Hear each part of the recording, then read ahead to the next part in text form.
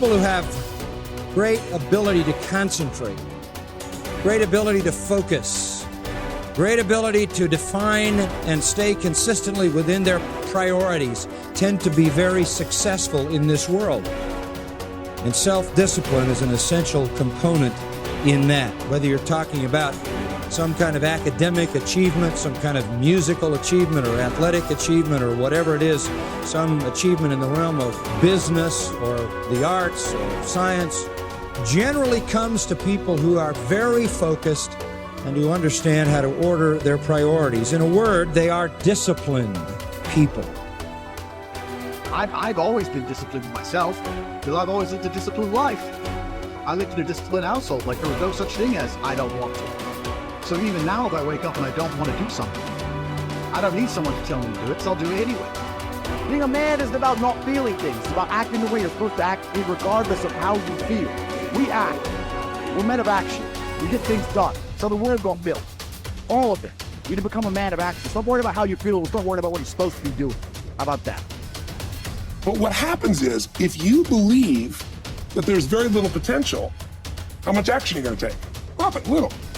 But they take little action, little results. Why? Because they have to start with a problem with their belief. They don't believe it's really going to happen for me. Maybe for Frank Kearns because he got the cool hair and stuff, or maybe it's for you because you're so driven, but it's not me. Maybe Tony Robbins because he's a freak, got these big teeth. Whatever their thought process is, right? They got this thing, right? And when you take a little potential with a little action, what kind of results do you get? Lousy little results. And when you get little results, what does that do to your belief? You go, see, I told you this was a waste of time. And then what happens? You tap even less potential. You take even less action. You get even worse results, and your belief gets even weaker. And this sucker feeds on itself until you are in a downward spiral. It's poisonous. It's poisonous and it's self-fulfilling. Now, what if something could happen that could come along and fill you with a sense of absolute certainty? Not like I believe, but where you know. In you guys' case, mine as well, we knew because we had to. Because we burned the boats. There was no other option. We had to find a way. We weren't going to live that way. We all did it in different ways and for different reasons, but in essence, that was it. If you get yourself in a state of certainty that this is going to work, I'm going to find a way, and if this doesn't work, I will make the way, then you tap a lot more potential. And when you're certain in your potential, you take massive action. When you take massive action, you really believe in something, you get great results. When you get great results, your brain goes, see, I told you I was a stud. I told you this thing would work out. Now you're even stronger. You tap more potential, take greater action, greater results. That's how you went from $300 in a week to $2,500 in 5 days to $100,000 in a month to $1 million in a day. Same thing with you. And we get momentum. That's why the rich get richer and the poor get poorer. If you just make a decision, it can be sometimes the day that starts you on a brand new journey. Sometimes when you look back on it, the day that you decided was just about as exciting as the day when you finally accomplished the project. That when you finally made the decision, you finally, got through whatever barriers kept you from making that decision, and finally you made a decision. Now, some decisions are incidental and some are small, and some, are part of a working day. But sometimes decision-making can be one of the most important days of your life. Maybe a decision you postponed, and now you understand the penalty of postponing that decision. You've got to do something, and finally you come to the conclusion, today is the day. I now decide. And whether you decide on a new direction, whether you decide on a refinement in philosophy, whether you decide to act when before you haven't acted, you decide on a series of things that you're going to do, you decide. Deciding can be such an incredibly important, very exciting, inspirational day. So that can be an incredible source of inspiration. Now, if you don't follow through, it's not going to last all that long. If you decide and then, postpone and you decide but you still don't get to it for a week or a month or a year, soon all that energy and that source of inspiration is all dissipated. I believe that the single most important skill is the ability to make effective decisions, because everything comes from decision. You only get new results if you take new actions. You only take new actions if that decision comes first. In other words, decision is the father or mother of all action. But not all decisions are equally good, as we all know. And the quality of our life comes down to the quality of our decisions. You want action. Action means you have to make some decisions along the way. And decisions, most people are so afraid to make the wrong decision, they don't make any decision. That is what you really need to be afraid of, being stagnant. So, get up and go. That idea isn't going to execute itself. You have to do it, and you have to do it now. Don't wait anymore. Don't think anymore. Don't plan anymore. Don't contemplate anymore. Don't make any more excuses or justifications. Don't rationalize anything else. No. Take the risk. Take the gamble. Take action now. No complacency.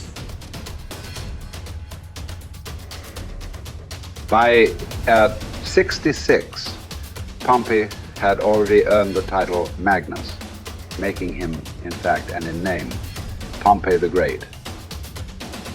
He had reconquered Spain. He had served as Rome's consul not once but twice. He had defeated Spartacus in the Third Servile War. And now he was being sent to dispatch the Cilician pirates who terrorized the Mediterranean. Before he left, he stopped for a private consultation with the Stoic philosopher Posidonius, one of the great minds of the ancient world. Posidonius' advice might have seemed rather redundant. Be the best and always superior to others, he had told the ambitious general, quoting a line from the Odyssey. But Posidonius wasn't talking about achieving more victories over the enemy. He was talking about conquering the self, not honors, but being honorable.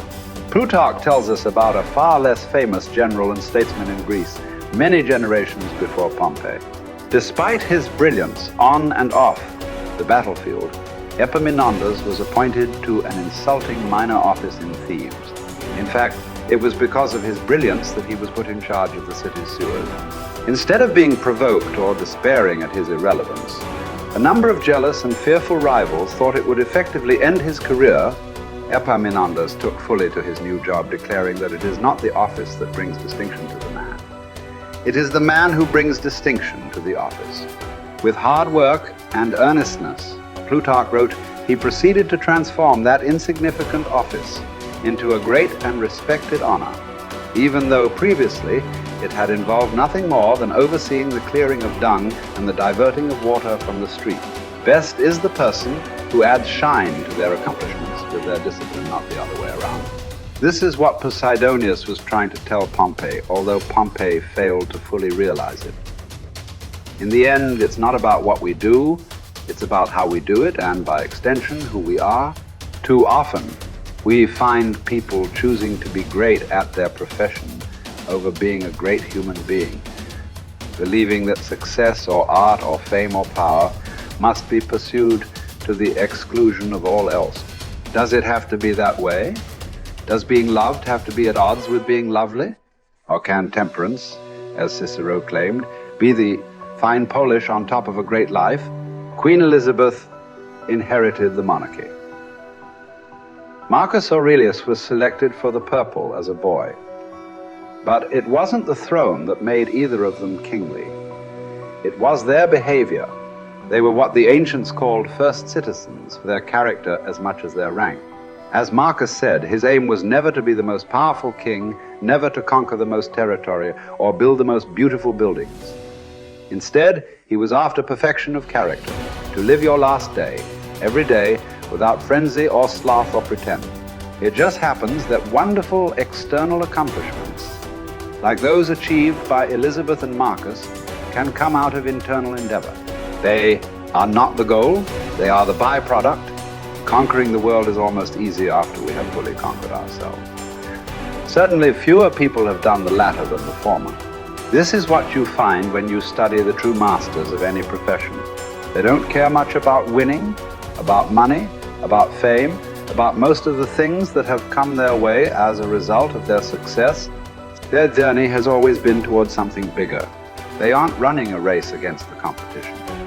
They are in a battle with themselves. Self-discipline has never been about punishment or deprivation. It is about becoming the best that you are capable of becoming. The battle to be the best has less to do with beating others and more to do with beating down those urges. those flaws, those selfish instincts that every human has. There was never enough for Pompey, nothing sacred. His endless ambition, his insane love of glory, as Posidonius called it, would ally him with Caesar, setting in motion the destruction of the republic he once loved. He would wake up to this Faustian bargain eventually and fight valiantly to preserve Rome, but it would be too late. He would be defeated by Caesar's armies at Pharsalus in a day, losing everything that he had acquired, and then shortly thereafter losing his life as well. His last words would quote another ancient playwright, Sophocles. "Whoever makes his journey to a tyrant's court becomes his slave, although he went there a free man. By chasing the wrong kind of best, fame, fortune, power winning, Pompey had chained himself to the worst. It cost him everything."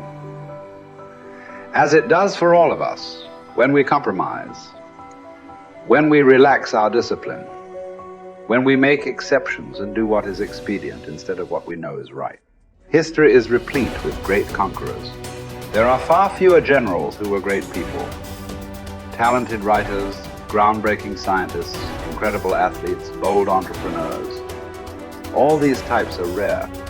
Rarer still, and all the more impressive, are those who manage to achieve these feats without losing control of themselves, without becoming slaves to their ambition, to their careers, to their urges. Who will you be? What race are you running? Who are you trying to beat? And is it for the best